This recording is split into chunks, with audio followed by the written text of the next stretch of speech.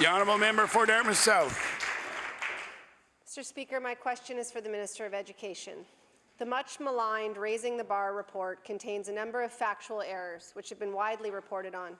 Notwithstanding the Minister and the Premier's public commitments to the implementation of the results of the Commission on Inclusive Education, which we have not yet seen, the key provision of the current education guaranteeing inclusive education was not included in an effort to plough forward with these changes.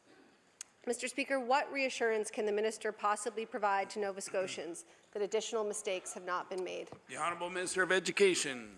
Thank you very much, Mr. Speaker. I want to be clear. It's not fair to suggest that a model of inclusion was not included in this Act. As I've informed that member, 61A says promote excellence in education and achievement of all students. So that is implicit. The model of inclusion is implicit in the language of this bill. All means every single child, each and every one of them. We do understand that the implicit language has created concern for families and that there is a desire to have explicit reference to inclusion. That's why we are moving forward with an amendment to the legislation to accommodate that desire. Thank you. The honourable member for Dartmouth South. Mr. Speaker, with all due request, advocates are crying foul and implicit isn't good enough. All day yesterday, we heard from parents, teachers, and others, many in tears, who brought forward a list of issues in our education system, both systemic and specific, that are crying out for urgent attention. More transparency in the school review process, more school psychologists, more supports for students learning English as an additional language, and more responsiveness for the needs of diverse learners. Had the government brought forward a proposal to address any of these issues in our classrooms and school system, I feel confident that they would have been met with support from all parties in this House. Mr. Speaker, why is the Minister insisting on pushing forward these reforms, the reforms that don't deal with any of these issues in the Glaze report, when they do nothing to meet our students' most urgent The Honourable needs? Minister of Education.